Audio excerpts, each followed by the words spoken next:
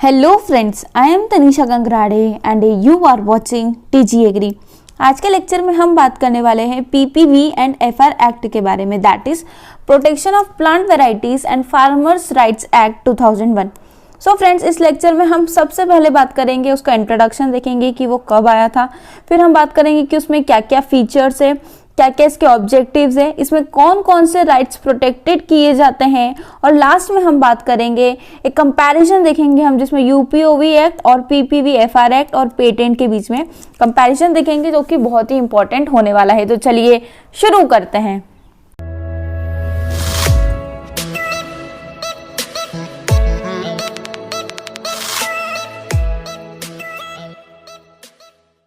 The Protection of Plant Varieties and Farmers Rights Act, that is PPV and FR Act 2001। तो देखिए, सबसे पहले हम इसकी ज़रूरत समझते हैं कि ये एक्ट क्यों लाया गया, हमें प्लांट वेराइटीज और फार्मर्स राइट्स को प्रोटेक्ट करने की ज़रूरत क्यों पड़ी। तो देखिए, हम जानते हैं कि आजकल कंडीशंस बहुत ही ज़्यादा वर्स्ट होते जा रही है, क्लाइमेटिक कंडीशंस बहुत ज़्यादा चेंज होते जा रही है, ठीक है। तो जो प्लांट की वेराइटीज़ है, जो हम पहले प्लांट की वेराइटीज़ यूज़ करते थे, आज वो ज़्यादा ससेप्टिबल हो रही है, डिसीज का अटैक होते जा रहा है, जिसकी वजह से एक ब्रीडर को और जो बोल सकते हैं एग्रीकल्चर में इन्वॉल्व साइंटिस्ट है, उनको नई नई वेराइटीज बनाने की ज़रूरत पड़ती है। अब वो जो अपना नई नई वेराइटीज बनाते हैं, तब वो उसमें अपना बहुत टाइम लगाते हैं, ठीक है, अपना उसमें मनी बहुत ज़्यादा पैसा लगता है, तो मतलब उसमें टाइम मनी सब कुछ बहुत ज़्यादा लग रहा है, और ऑब्वियसली वो अपना इंटेलेक्चुअल भी यूज़ कर रहे हैं ना, क्योंकि वो देखते हैं कि कौन सा जीन अच्छा है, कौन सी वेराइटीज कब बनना चाहिए, उसमें बहुत ज़्यादा टाइम और हर चीज़ उनकी लगती है। तो ऑब्वियसली उनकी इंटेलेक्चुअल प्रॉपर्टी जो है, मतलब उन्होंने जो नई वेराइटी बनाई है, उसको प्रोटेक्ट करना भी बहुत ज़्यादा ज़रूरी हो गया है। इस वजह से ये एक्ट आया था, that is protection of plant varieties and farmers rights act 2001, ठीक है। आई होप आपको ये समझ में आ गया होगा कि ये आया क्यों है। तो चलिए एक बार देखते हैं। In order to provide for the establishment of an effective system for the protection of plant varieties, जो मैंने आपको बताया कि आजकल नई प्लांट वेराइटीज की बहुत ज़्यादा ज़रूरत है, क्योंकि क्लाइमेटिक कंडीशन वर्स्ट हो रही है, ड्रॉट ज़्यादा हो रहा है और डिसीज और पेस्ट का अटैक बढ़ रहा है। फिर आता है राइट ऑफ फार्मर्स, इसका भी हम आगे देखेंगे। प्लांट ब्रीडर्स, ब्रीडर्स वो होते हैं जो वेराइटीज बनाते हैं। देखिए, एग्रीकल्चर सेक्टर में बहुत सारी अपनी अपनी अलग अलग डिपार्टमेंट्स होते हैं। एक होता है, इसमें आता है जेनेटिक्स एंड प्लांट ब्रीडिंग, ठीक है। तो जेनेटिक्स एंड प्लांट ब्रीडिंग के अंदर क्या होती है, वेराइटीज बनती है, और जो ब्रीडर कौन होते हैं, जो वेराइटी को बनाते हैं, ब्रीडर उसे हम कहते हैं, ठीक है। And to encourage the development of new varieties of plant, it has been considered necessary to recognize and protect the rights of farmers in respect of their contribution made at any time in conserving, improving, making available plant genetic resource for the development of new plant varieties। आया आपको समझ में कि क्या करते हैं वो जो फार्मर्स हैं, वो अभी हम देखेंगे कि फार्मर्स क्यों उन्हें अपने को राइट देना चाहिए। उनका काम होता है कोई भी प्लांट जेनेटिक रिसोर्स को कंजर्व करके रखना, इम्प्रूव करके रखना और इजीली अवेलेबल करवाना, ठीक है। चलिए आगे बढ़ते हैं। आगे हम देखते हैं कि इसमें क्या क्या आता है, ये कब आया था। तो जो इंडिया की गवर्नमेंट थी, वो पीपीवी एफआर एक्ट कब लाई थी, 2001 में, और वो कब लोकसभा से पास हुआ था, तो वो 9 अगस्त 2001 में पास हुआ था। ये क्वेश्चन पूछा जाता है कि वो कब पास हुआ था लोकसभा से, तो 9 अगस्त 2001 में पास हुआ था। अब ठीक है, अब ये एक्ट क्या प्रोवाइड करवाता है। The act aims to provide for the establishment of an effective system for protection of plant varieties, farmers rights, plant breeders rights and to encourage the development of new varieties. देखिए, जैसे कि मैंने बताया था कि ये एक्ट आपको एक ऐसा सिस्टम और एक ऐसा इफेक्टिव सिस्टम प्रोवाइड करवाता है कि एक प्लांट वेराइटीज को आप प्रोटेक्ट कर सके। मतलब जो भी न्यू प्लांट वेराइटीज बन रही है, अगर आप देखेंगे ना, तो राइस में भी आजकल हमारे पास बहुत सारी वेराइटीज है। हर एरिया के लिए अलग अलग वेराइटीज होती है, कभी कोई अर्ली सोइंग होती है, लेट सोइंग होती है, तो बहुत सारी, तो आप उसको प्रोटेक्ट कर सकते हो। आप फार्मर्स के राइट्स को प्रोटेक्ट कर सकते हो, प्लांट ब्रीडर्स के राइट्स को, जो वैरायटी बना रहा है, और ताकि आप इनको एनकरेज भी करें कि ताकि वो ऐसी और से ज़्यादा वैरायटी बनाए। है ना। अब अगर ये ज्यादा से ज्यादा अच्छी वैरायटी बनेंगे, ऑब्वियसली फार्मर्स खुश, हमारा जो कृषि वाला एरिया है, मतलब जो एग्रीकल्चर रिलेटेड सेक्टर है, तो वहां पे हम ज्यादा से ज्यादा क्या प्रोड्यूस कर पाएंगे ना, अपना प्रोडक्शन अच्छा होगा और प्रोडक्टिविटी भी बढ़ेगी। इस वजह से इनके राइट्स को प्रोटेक्ट करना बहुत ही ज्यादा जरूरी है। चलिए आगे देखते हैं। अब इसमें एक और क्या चीज है, Indian legislation is not only in conformity with the International Union for the Protection of New Varieties UPOV 1917, but also have sufficient provision to protect the interest of public sector breeding institution and the farmers। ठीक है, इसको भी हम आगे समझेंगे। ठीक है, The legislation recognizes the contribution of both commercial plant breeders and farmers in plant breeding activity and also provides to implement TRIPS in a way that support the specific socio-economic interest of all stakeholders include private, public sector and research institutions। देखिए ऐसा होता है कि जब plant breeder और farmers के जो contribution है उसको रिकॉग्नाइज किया गया, तो ऑब्वियसली क्या है, आपका जो सोशियो इकोनॉमिक इंटरेस्ट है वो बढ़ता है। ये बहुत ही ज़्यादा इंपॉर्टेंट है, जिसकी वजह से public, private sector, research institute भी क्या करते हैं, ग्रो करते हैं। ठीक है, चलिए आगे देखते हैं। अब हम बात करेंगे कि PPV-FR एक्ट में क्या क्या फीचर्स दिए गए हैं। तो सबसे पहले यहाँ पे रजिस्ट्रेशन की बात की है। क्या कौन सी वेराइटीज की, तो फार्मर्स वेराइटीज की, extant varieties, new varieties of such generate species as notified in the official gazette by the central government. तो है ना, यहाँ पे 3 वेराइटीज की बात की है, farmers varieties, extent varieties and new varieties. तो चलिए देखते हैं फार्मर्स वेराइटीज क्या होता है। देखिए फार्मर वैरायटी वो वैरायटी होती है जो फार्मर्स ट्रेडिशनली, मतलब बहुत टाइम से अगर वो कल्टीवेट करते हुए आ रहे हैं, तो उसे हम कौन सी वैरायटी बोलते हैं, फार्मर्स वैरायटी कहते हैं। ठीक है, जैसे कि farmers variety is a variety that has been traditionally cultivated and evolved by farmer और इज अ वाइल्ड रिलेटिव और landless in a common knowledge of farmer. मतलब पर्टिकुलर ऐसी वैरायटी है जो ऑलरेडी अब बहुत टाइम से चलती आ रही है फार्मर्स के पास, और वो इवॉल्व भी फार्मर के द्वारा ही हुई है, तो ऐसी वैरायटी को हम फार्मर्स वैरायटी कहते हैं। उसके बाद आती है एक्सटेंट वैरायटी। एक्सटेंट वैरायटी मतलब एक ऐसी नोटिफाइड वैरायटी है ना, जो नोटिफाई है, जो भी चल रही है, और फार्मर वैरायटी जो कि अभी पब्लिक डोमेन में है। ठीक है, उसे हम कहते हैं एक्सटेंट वैरायटी। चलिए आगे बढ़ते हैं। और फिर एक हमारे पास टर्म आता है न्यू वैरायटी। न्यू वैरायटी का क्या मतलब है, ऐसी वैरायटी जो नोवेल्टी, डिस्टिंक्टिवनेस, यूनिफॉर्मिटी और स्टेबिलिटी के कॉन्सेप्ट को या क्राइटेरिया को फुलफिल करती है, तो उसे हम क्या कहते हैं, न्यू वैरायटी कहते हैं। नोवेल्टी मतलब वो न्यू होना चाहिए, डिस्टिंक्टिवनेस मतलब कि वो दूसरी वैरायटी से अलग होना चाहिए। ऐसा नहीं है सपोज कि अगर एक कोई राइस की वैरायटी है X और दूसरी वैरायटी है Y, तो वो क्या है, एक दूसरे से डिफरेंशिएट नहीं, ये वैरायटी अलग होना चाहिए, ये वैरायटी अलग होना चाहिए।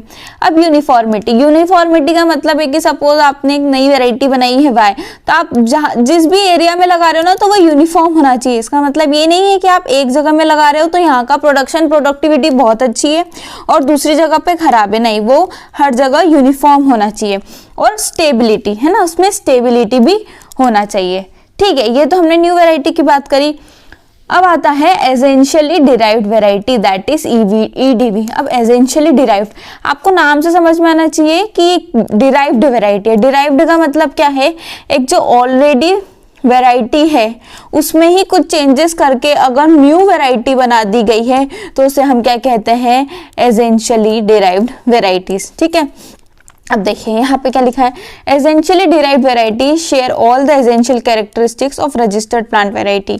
मतलब ये इसके सारे कैरेक्टरिस्टिक फीचर क्या करेगी, शेयर करती है, but are clearly distinguishable and qualify for plant breeders right registration in their own right. मतलब उसमें कुछ ना कुछ तो डिस्टिंग्विश होना चाहिए। ऐसा नहीं है कि मतलब ऑब्वियसली कुछ ना कुछ तो चेंजेस होना चाहिए जो कि आगे के लिए एप्लीकेबल हो। The owner of initial registered variety can ask us to declare the later variety as essentially derived variety। ठीक है, अब यहाँ पे एक कंडीशन है कि भाई जो हमारी प्रीवियस वैरायटी है और इसमें जो ब्रीडर है, ठीक है, तो अगर इस वैरायटी में आपको कुछ भी चेंज करना है तो सबसे पहले आपको इनकी परमिशन लेना होगी। अगर वो परमिशन देते हैं तभी आप कर सकते हैं। और अब आपकी जो एसेंशियली डिराइव्ड वैरायटी है, अगर आप उसको प्रोटेक्ट करवाना है, रजिस्टर्ड करवाना है, तो आपको क्या करना पड़ेगा, इन्हें भी उसमें कुछ ना कुछ पार्टिसिपेशन देना पड़ेगा या उसका कुछ ना कुछ शेयर देना पड़ता है। चलिए ठीक है, आगे देखते हैं। आगे यहाँ पे क्या बात करी गई है, any variety that involve technology, gene use restrictions, terminated technology जो ह्यूमन हेल्थ के लिए इंजूरियस है, ऐसी वेराइटीज को रजिस्टर्ड नहीं किया जाता है ना। तो कोई भी अगर जीन यूज रेस्ट्रिक्शंस का यूज कर रहे हैं या टर्मिनेटेड टेक्नोलॉजी का यूज करके अगर वैरायटी बन रही है तो ऐसी वैरायटीज को कभी भी रजिस्टर्ड नहीं किया जाएगा। मतलब ऐसी वैरायटी नहीं, अगर कभी भी अगर आप देख रहे हो कि वो ह्यूमन, प्लांट्स और एनिमल्स के लिए अगर इंजूरियस है, हार्मफुल है, तो ऐसे किसी भी इंटेलेक्चुअल प्रॉपर्टी को ही रजिस्ट्रेशन नहीं मिलता है। फर्स्ट ही क्राइटेरिया है कि वो कैसी होना चाहिए, उसमें यूजफुलनेस होना चाहिए। ओके, चलिए आगे देखते हैं। A variety that has been essentially derived from an initial variety can be registered as a new variety. The breeder of such variety must obtain authorization from the breeder of initial variety, since the essentially derived variety is subject to the PBR of initial variety. आया आपको समझ में? मैंने अभी आपके साथ discuss किया था कि जो एसेंशियली डिराइव्ड वैरायटी है वो किससे, एक इनिशियल वैरायटी से क्या होती है, डिराइव्ड होती है। ठीक है, जो ऑलरेडी रजिस्टर्ड है ना, ये वैरायटी ऑलरेडी रजिस्टर्ड होती है और फिर उसमें कुछ चेंजेस करके एसेंशियल डिराइव्ड वैरायटी बनाई जाती है। ठीक है, अब अगर आपको उसमें कुछ भी करना है तो सबसे पहले इस इनिशियल वैरायटी के ब्रीडर से आपको ऑथोराइजेशन लेना पड़ेगा। ठीक है, तो ये बहुत ही ज़्यादा इंपॉर्टेंट कॉन्सेप्ट होता है कि एसेंशियली डिराइव्ड वैरायटीज क्या है और उसमें क्या क्या चीज़ें आती हैं। ठीक है, चलिए आगे बढ़ते हैं। अब हम बात करते हैं प्रोटेक्शन की ड्यूरेशन की, कितने टाइम के लिए प्रोटेक्ट किया जाना चाहिए। तो अगर आप एक्सटेंट वैरायटीज़ की बात कर रहे हैं तो 15 ईयर्स के लिए, ट्रीज एंड वाइन्स की वैरायटीज़ की बात कर रहे हैं तो 18 ईयर्स के लिए, और for new varieties of other new varieties की बात कर रहे हैं तो 15, मतलब एक्सटेंट वेराइटी, न्यू वेराइटी 15 है और ट्रीज एंड वाइन्स 18 ईयर्स के लिए है। ठीक है, चलिए आगे बढ़ते हैं। अब और इसमें क्या क्या फीचर्स दिए हैं। Government of India have establish PPVFR act with the headquarter at New Delhi on November 11, 2007 which began registration of plant varieties in 2007। मतलब जो इसका हेडक्वार्टर है वो कहाँ है, न्यू दिल्ली में है। कब वो एस्टेब्लिश हुआ था, तो 11 नवंबर 2007 में एस्टेब्लिश हुआ था और तभी से उसने क्या करा, प्लांट वेराइटीज का रजिस्ट्रेशन शुरू कर दिया था। Okay, let's go ahead. Next point is the breeder shall be required to deposit specified quantities of seeds propagules of the registered variety as well as parental lines in the National Gene Bank as specified by the Protection of Plant Varieties and Farmers' Rights Act। आप जिस भी variety को अगर आपको registration करवाना है तो एक स्पेसिफाइड क्वांटिटी आपको क्या करना पड़ती है, जो नेशनल जीन बैंक है उसमें क्या करना पड़ती है, डिपॉजिट करवाना होता है। आपको जो आपकी नई वैरायटी है उसको तो आपको करवाना ही है और साथ में आपकी जो पेरेंटल लाइंस है उसको भी आपको क्या करवाना पड़ता है, डिपॉजिट करवाना होता है। ठीक है, आगे की नेक्स्ट लाइन क्या है, citizen of convention countries would have the same right as citizen of India under the act. ठीक है, जो भी, अब कन्वेंशन कंट्रीज का मतलब क्या है, जो भी मेंबर्स जो international union for protection of plant varieties मतलब UPOV के मेंबर्स है। ठीक है, कन्वेंशन कंट्रीज मतलब जो भी UPOV के मेंबर्स हैं उनके पास सेम राइट्स है जो कि इंडिया के पास राइट्स है ना। तो ये बात की गई है हमने अभी तक इसके फीचर्स की। अब क्या आता है, अब हमारे पास इसके ऑब्जेक्टिव्स आते हैं। Objectives of the PPV and FR act 2001। सबसे पहला क्या है, to establish an effective system for the protection of plant varieties, the rights of farmers and plant breeders to encourage the development of new varieties.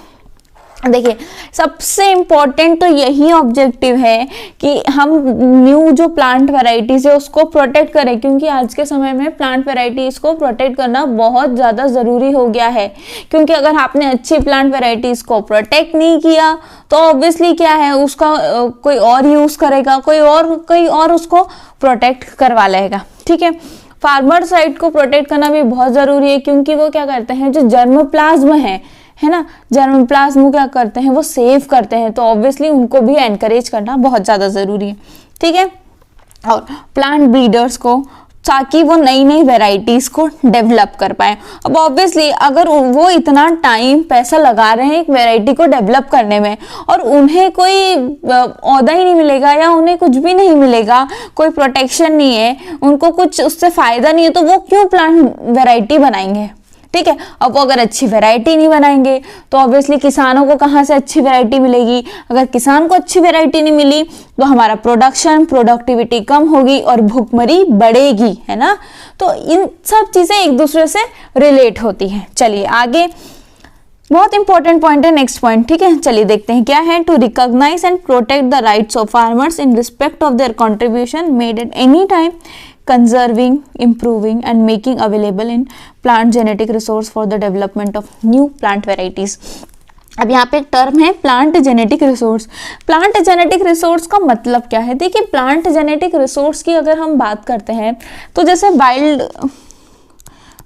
Varieties होती थी, wild varieties का मतलब जब हमने पहले की जो वेराइटीज़ होती थी वो क्या होती थी, उसमें बहुत डिफरेंट टाइप्स के जीन्स होते थे, ठीक है। अब उन डिफरेंट टाइप के जीन्स को फिर हमने क्या करा, फिर उसको हमने इन डिफरेंट टाइप के जीन्स को ही हमने क्या करा, आगे और बनाते गए और आज की वेराइटीज़ अगर हम देखें तो उसमें कैसी कंडीशन आ गई है, होमोजेनिटी की कंडीशन आ गई है, होमोजीनस हो चुकी है। तो अब आगे अगर हमको और प्रॉब्लम आएगी, obviously climatic conditions day by day change हो रही है। हमको अगर आगे और अच्छी वेराइटीज़ बनाना है तो हम कहाँ से बनाएंगे? अगर अभी हमारे पास डिफरेंट जीन्स ही नहीं है, हेट्रोजेनिटी नहीं है, तो अगर ये नहीं है, ये है, तो हम आगे का कुछ काम कर पाएंगे क्या? नहीं, आगे प्रॉब्लम होगी। पर हमारे यहाँ के जो फार्मर्स हैं उनका बहुत ज़्यादा मेन रोल है। वो क्या करते हैं, प्लांट जेनेटिक रिसोर्स को, मतलब डिफरेंट टाइप्स के सीड्स को क्या करते हैं, या बोल सकते हैं वाइल्ड सीड्स को क्या करते हैं, वो स्टोर करके रखते हैं। अब जो वो स्टोर करके रख रहे हैं तो वो किस चीज़ को स्टोर करके रख रहे हैं? वो हमारे जेनेटिक रिसोर्स को स्टोर कर रहे हैं, है ना। अब वो भी अपना इसमें काफ़ी टाइम लगा रहे हैं उसको कंजर्व करने के लिए, इम्प्रूव करने के लिए, तो ये बहुत ही ज़्यादा इम्पॉर्टेंट है।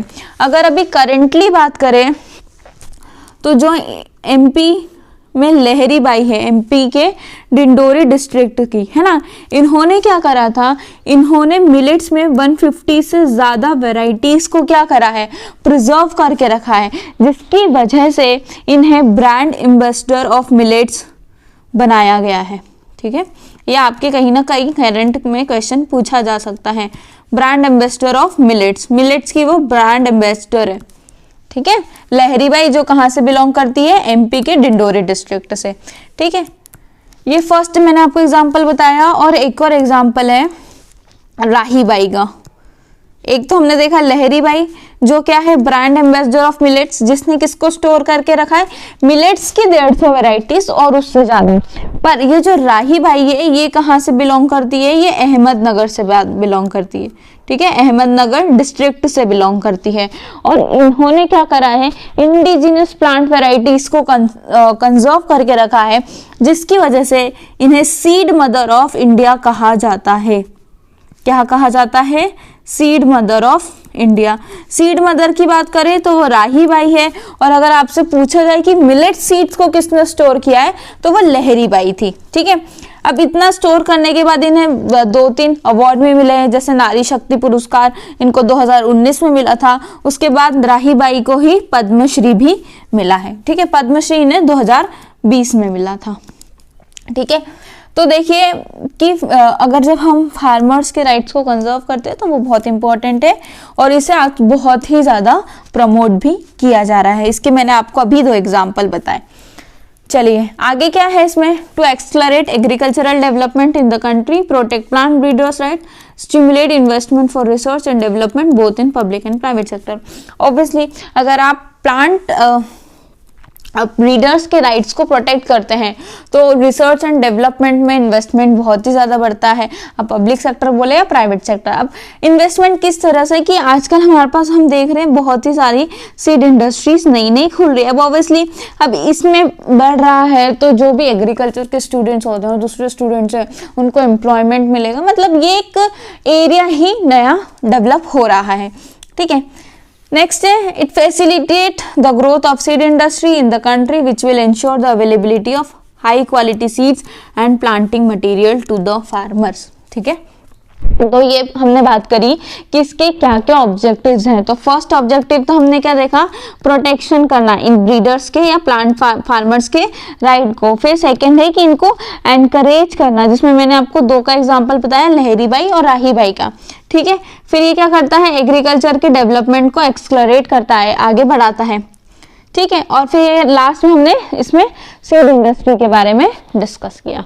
तो ये अभी हमने इसके ऑब्जेक्टिव्स डिस्कस किए। चलिए आगे बढ़ते हैं। आगे हम देखते हैं कि इसमें कौन कौन से राइट्स को प्रोटेक्ट किया जाता है। तो सबसे पहला आता है ब्रीडर्स राइट्स। ब्रीडर्स राइट्स देखते क्या है। Breeders will have exclusive right to produce, sell, market, distribute, import और एक्सपोर्ट द प्रोटेक्टेड वेराइटी। मतलब ऐसी जो ब्रीडर्स होते हैं, जो अपनी सपोज एक ब्रीडर है, ए ब्रीडर ने अपनी एक वैरायटी बनाई है एक्स, तो इस ए ब्रीडर के पास अपना राइट है कि उस वैरायटी को वो चाहे तो प्रोड्यूस करे, सेल करे, मार्केट डिस्ट्रीब्यूट करे, इंपोर्ट एक्सपोर्ट जो चाहे वो अपने कर सकते हैं। Breeder can appoint agent, licence and may exercise for civil remedy in case of infringement. अगर उनके साथ किसी भी तरह का इन्फ्रिंजमेंट होता है तो वो सिविल रेमेडी भी अप्लाई कर सकते हैं। ठीक है, नेक्स्ट देखते हैं हम रिसर्चर्स राइट्स। अब रिसर्चर्स के पास क्या राइट है। Researchers can use any of the registered variety under the act for conducting experiment or research। देखिए जो रिसर्चर्स होते हैं ना, वो किसी भी रजिस्टर्ड वैरायटी को यूज कर सकते हैं एक अपने एक्सपेरिमेंट में। ठीक है, these include the use of variety as an initial source of variety for the purpose of developing another variety, but repeated use needs prior permission। देखिए जो भी रिसर्चर्स होते हैं ना, वो क्या करते हैं, वो किसी भी वैरायटी को यूज कर सकते हैं। ठीक है, कोई न्यू वैरायटी को डेवलप करने के लिए या कोई दूसरा काम करने के लिए अगर उसको उनकी वैरायटी को यूज करना है तो वो वैरायटी को यूज कर सकते हैं। पर अगर आप तो फिर आपको परमिशन लेने की जरूरत हो सकती है। ठीक है, आपको फिर रजिस्टर्ड ब्रीडर से परमिशन लेना होगी। चलिए आगे बढ़ते हैं। आगे आते हैं हमारे पास फार्मर्स राइट्स, बहुत ज्यादा इंपॉर्टेंट है। जो अभी हमने इसके दो एग्जांपल भी मैंने आपको बताया, लहरी बाई और राही बाई के। अब इसमें क्या है, फार्मर हु हैज इवॉल्व्ड और developed a new varieties entitled for registration and protected in like a manner as a breeder of variety. जो एक फार्मर भी तो अपना टाइम लगा रहा है ना एक वैरायटी को डेवलप करने में या उसको इवॉल्व, क्योंकि वो एक ही मतलब सपोज एक कोई फार्मर है, ए पर्सन, वो एक वैरायटी है एक्स, उसको ही बार बार क्या कर रहा है, इवॉल्व कर रहा है, डेवलप कर रहा है एज ए न्यू वैरायटी, तो उसको भी वही मैनर में वही प्रोटेक्शन और वही रजिस्ट्रेशन मिलना चाहिए जो ब्रीडर को मिलता है। ठीक है, नेक्स्ट है farmers variety can also be registered as an extant variety. Farmers को जो फार्मर वैरायटी है उसको भी हम एक्सटेंट वैरायटी की तौर पे रजिस्टर्ड करवा सकते हैं। A farmer can save, use, sow, resow, exchange, share और sell his farm produce including a seed of variety protected under the PPVRF act. है ना, देखिए फार्मर्स क्या करते हैं, मतलब उनको वो चाहे तो उसको सेव करे, यूज करे, मतलब वो जो चाहे अपनी वैरायटी के साथ कर सकते हैं। In the same manner as he was entitled before the coming into force of this act, provided farmer shall not be entitled to sell branded seed of variety protected under the PPVFR Act 2001। देखिए वो किसी भी branded seeds के किसी भी branded seeds को cell नहीं कर सकते, पर वो जो उनके अपने सीड्स हैं उनको वो चाहे जिस तरीके से यूज कर सकते हैं। ठीक है, चलिए आगे बढ़ते हैं। आगे और क्या इसमें आया है, farmers are eligible for recognition and reward for the conservation of plant genetic resource of land races and wild relatives. जो मैंने आपको बताया कि इनको रिकॉग्निशन की बहुत ज़्यादा ज़रूरत है, क्योंकि आज मैंने बताया ना कि फार्मर्स क्या स्टोर करके रख रहे हैं, वो प्लांट जेनेटिक रिसोर्स को स्टोर करके रख रहे हैं। और आज के टाइम पे प्लांट जेनेटिक रिसोर्स को जो स्टोर करना वो बहुत ही ज़्यादा इम्पोर्टेंट हो गया है, क्योंकि कंडीशंस आगे और भी वर्स्ट हो सकती हैं, conditions day by day change हो रही है, तो इन्हें रिकॉग्निशन देना बहुत ही ज्यादा इम्पोर्टेंट हो चुका है। अगर इन्हें रिकॉग्निशन नहीं मिलेगा तो वो क्यों करेंगे, तो कुछ दे ही नहीं रहे हो तो वो क्यों करना है। ठीक है, चलिए आगे देखते हैं। There is also provision for compensation to the farmers for the non performance of variety under section 39(2) of the act 2001। Next point है, farmer shall not be liable to pay any fee in any proceeding before the authority और registration और the tribunal और high court. देखिए, farmers को किसी भी तरह की फीस पे नहीं करना होती है, ठीक है। बाकी आप अगर किसी और की बात करते हैं तो हाँ, उन्हें फीस पे करना पड़ती है, पर अगर आप फार्मर की बात कर रहे हैं तो फार्मर किसी भी टाइप की फीस पे नहीं करते हैं। चलिए आगे बढ़ते हैं।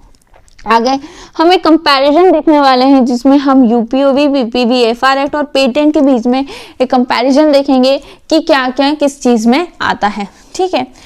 तो UPOV member countries were following the UPOV 1978। देखिए, जो यूपीओवी 1978 में आया था, फिर उसको रिवाइज किया गया 1991 में।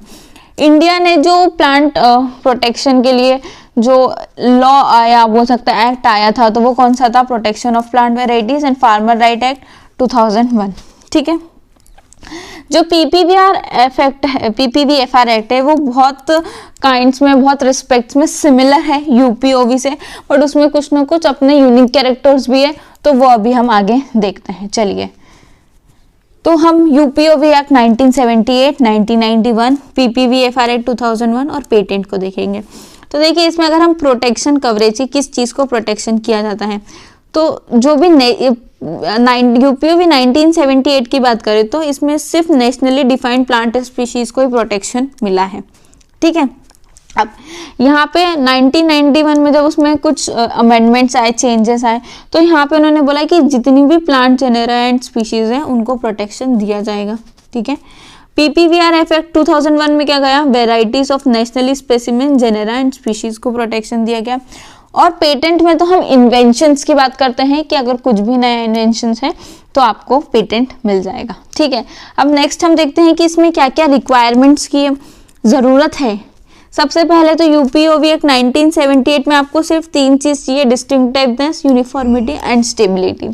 वहीं पे अगर हम 1991 में बात करते हैं तो उन्होंने एक नई चीज़ ऐड करती थी, दैट इज नोवेल्टी। 2001 की बात करते हैं तो 2001 में पीपीवीएफआर एक्ट ने भी नोवेल्टी को बोला कि हमें भी नोवेल्टी, डिस्टिंक्टिवनेस, यूनिफॉर्मिटी और स्टेबिलिटी की ज़रूरत है। अगर आपकी वैरायटी में ये सब है तो आपको प्रोटेक्शन दिया जाएगा, ठीक है। अब पेटेंट की बात करें कि पेटेंट में क्या क्या है, तो वो नोवेल्टी, इन्वेंटिवनेस, नॉन ऑब्वियसनेस और इंडस्ट्रियल एप्लीकेशन की बात करती है, ठीक है। अब हम बात करते हैं कि ड्यूरेशन ऑफ प्रोटेक्शन, कितने ड्यूरेशन के लिए किसी भी चीज को प्रोटेक्ट किया जाता है। तो यूपीओवी एक्ट 1978 सिर्फ 15 साल के लिए कर रहा था, 1991 मिनिमम 20 साल के लिए, और पीपीवीएफआर एक्ट ने अलग लगाया कि एक्सटेंट वेराइटीज और न्यू वेराइटीज के लिए को वो 15 साल के लिए प्रोटेक्ट करेगा और ट्रीज एंड वाइन्स को वो 18 साल के लिए प्रोटेक्ट करेगा, ठीक है। और जो पेटेंट है वो 17 से 20 साल के लिए। अब हम स्कोप ऑफ प्रोटेक्शन देखते हैं कि इसमें क्या है। इसमें क्या है, यूपीओवी एक्ट 1978 की बात करें तो commercial use of the reproductive material of protected variety. जो भी रिप्रोडक्टिव मटेरियल है जिसका कमर्शियल यूज हो सकता है उसी को ही प्रोटेक्ट किया गया है, स्कोप है। इसके बाद 1991 में उसमें कुछ चेंजेस करके क्या कहा गया, commercial use of all materials of the protected variety. जो भी जितने भी मटेरियल्स है उस प्रोटेक्टेड वेराइटी के सबको ही प्रोटेक्शन दिया गया है। और 2001 में पीपीवीएफआर एक्ट 2001 में क्या बात कही गई, commercial use of all materials of the protected varieties, ठीक है। ये हमने बात करी स्कोप ऑफ प्रोटेक्शंस की। अब यूपीओवी एक्ट में आता है ब्रीडर्स एग्जेम्पशंस। तो ब्रीडर्स एग्जेम्पशंस इधर दिया गया था। यूपीओवी एक्ट 1991 में कुछ चेंजेस कर दिए गए, इसमें दिया तो था पर इसमें क्या बोला था, except for essentially derived varieties and parents of hybrids में बात की गई थी। अब पीपीवीएफआर एक्ट 2001 में yes except for the essentially derived varieties and use as parents for hybrid varieties, ये बात की गई थी। और लास्ट में आता है फार्मर्स को कितना प्रिविलेज दिया गया। तो यूपीओवी एक्ट 1978 में फार्मर्स को प्रिविलेज दिया गया था, प्रैक्टिस में था, बट 1991 में उसको ऑप्शनल कर दिया गया। पर अगर हम इंडिया की बात करें पीपीवीएफआर एक्ट 2001 में, तो yes as farmers rights more extensive then in यूपीओवी act 1978, मतलब हमारे यहाँ फार्मर्स के राइट्स बहुत ही ज़्यादा एक्सटेंसिव है अगर हम उसको 1978 यूपीओवी से कंपेयर करते हैं। और ऑब्वियसली पेटेंट में तो ऐसा कुछ होता ही नहीं है, ना ही वहाँ पे कोई ब्रीडर एग्जेम्पशंस है, ना ही किसी प्रकार का फार्मर्स प्रिविलेज है। तो वो इसकी बात करी है, अभी हमने बात करी कंपैरिजन की। आपसे क्वेश्चन पूछा जा सकता है, आपको पूछा जा सकता है कि बताइए कहाँ पे कितना ड्यूरेशन है, स्कोप ऑफ प्रोटेक्शन क्या है, ब्रीडर्स एग्जेम्पशन किस में दिया जाता है और उसमें क्या एक्सेप्शंस है ना, रिक्वायरमेंट क्या है भाई, NDUS किसकी रिक्वायरमेंट है और DUS किसकी रिक्वायरमेंट है ना। तो इसको आप डस्ट से भी याद रख सकते हो, डस्ट टेस्ट, और यहाँ पे NDUS लगता है, यहाँ पे भी और यहाँ पे भी, ठीक है। तो ये भी हमने किसकी बात करी, ये आज हमने बात करी प्लांट ब्रीडर्स राइट्स, है ना, या फिर आप बोल सकते हैं PPV एंड FR Act 2001 के बारे में। साथ ही हमने UPOV को भी डिस्कस किया। सो फ्रेंड्स, आई होप आपको आज का लेक्चर अच्छे से समझ में आया होगा। फ्रेंड्स, अगर फिर भी आपको कोई भी डाउट हो, क्वेरी हो, तो आप हमें यूट्यूब पर कमेंट करके पूछ सकते हैं। साथ ही आप हमारे इंस्टाग्राम और फेसबुक पेज को भी फॉलो कर सकते हैं, जिसकी लिंक हमने डिस्क्रिप्शन में दी है। साथ ही आप हमारे व्हाट्सएप ग्रुप और टेलीग्राम चैनल को भी ज्वाइन कर सकते हैं, जिसकी लिंक हमने डिस्क्रिप्शन में दी है। फ्रेंड्स, हमारी वेबसाइट भी है tgagri.com करके, जहां पर आपको एग्रीकल्चर के सभी PDF सभी चीज़ बहुत ही प्रॉपर मैनर में मिलेगी। तो आप एक बार वहां पर ज़रूर विजिट कीजिएगा। और साथ ही अगर आप इस PDF को डाउनलोड करना चाहते हैं तो इसकी लिंक भी हमने डिस्क्रिप्शन में दी है। तो फ्रेंड्स, इस वीडियो को हम यहीं ख़त्म करते हैं, पर उससे पहले stay healthy and stay happy. Thank you.